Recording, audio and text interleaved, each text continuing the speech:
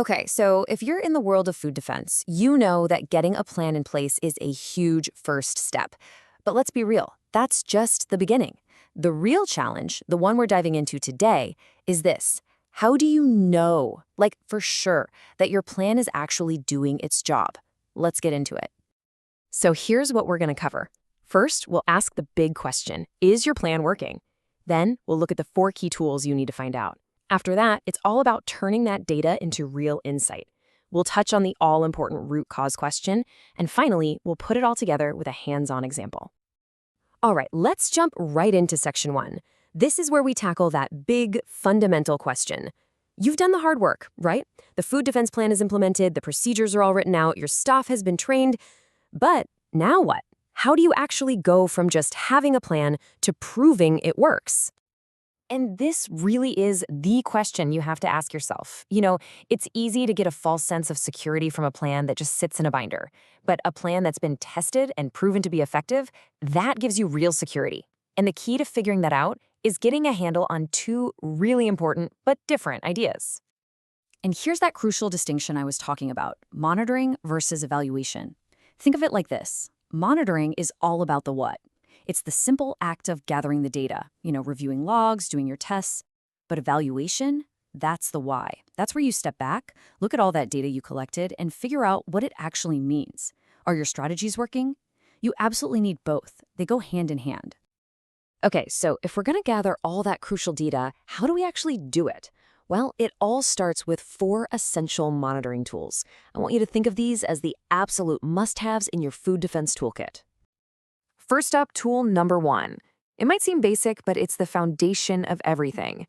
Checklists and logs. Seriously, this is the backbone of any system you can actually verify. And look, these are way more than just busy work for ticking boxes. What they do is create a documented trail. You can see who did what and exactly when they did it. Who was on that security round? What time did that visitor sign in? When you review these logs, that's when you start to spot the weird stuff.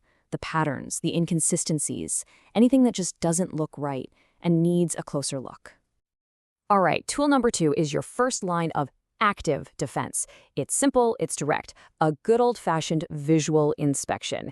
This is literally just about using your eyes to check on your physical security. So, what are you looking for? Are the tamper-evident seals on your packaging still intact? Are all the doors and windows securely latched? Is there any damage to the perimeter fence?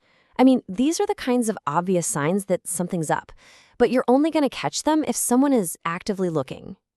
Now for our third tool, we're shifting gears from just looking at things to actively testing them. This is functional testing, and it's how you prove that your security gear isn't just sitting there looking pretty, it's actually doing its job. For example, when an alarm goes off, does it actually notify the right people? Or what about your key card system? If you try to use a card that's been deactivated, does the door stay locked? See, testing these things gives you solid proof that your tech isn't just there, it's working. And that brings us to our 4th and final tool, technology-assisted monitoring. This is all about using the powerful systems you probably already have to get objective, hard data that you just can't argue with. You know that CCTV system? Don't just think of it as something you look at after something bad happens. Use it proactively. Review the footage to make sure people are following procedures.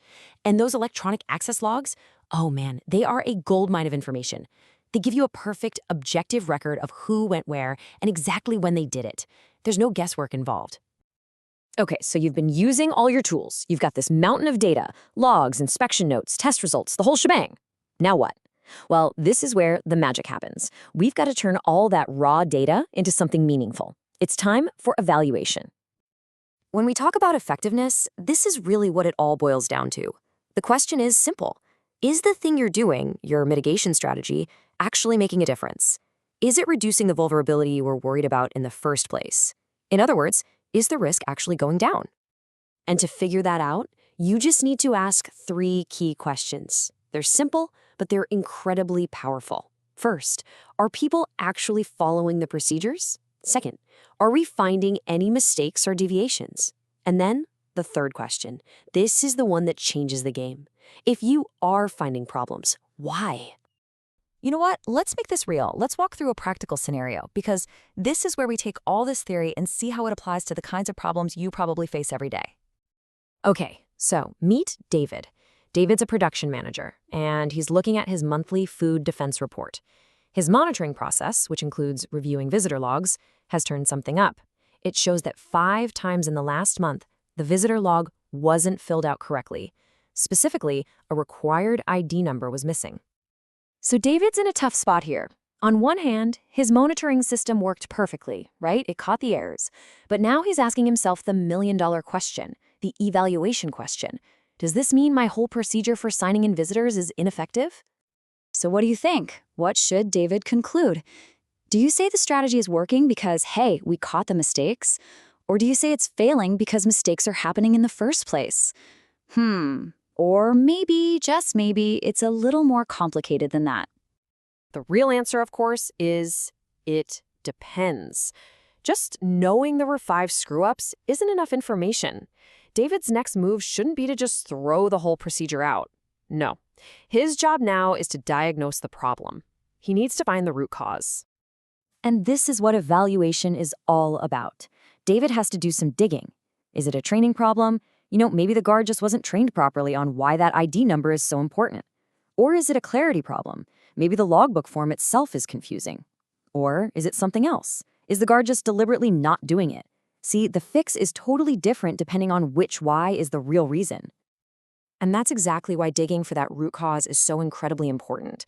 If you just stop at monitoring and say, hey, we're catching problems, so we're good, you could be missing a huge fundamental flaw in your system.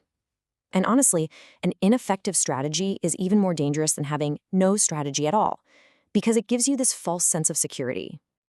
So I want to leave you with this one last thought to take back to your own facility. Take a hard look at your defense system.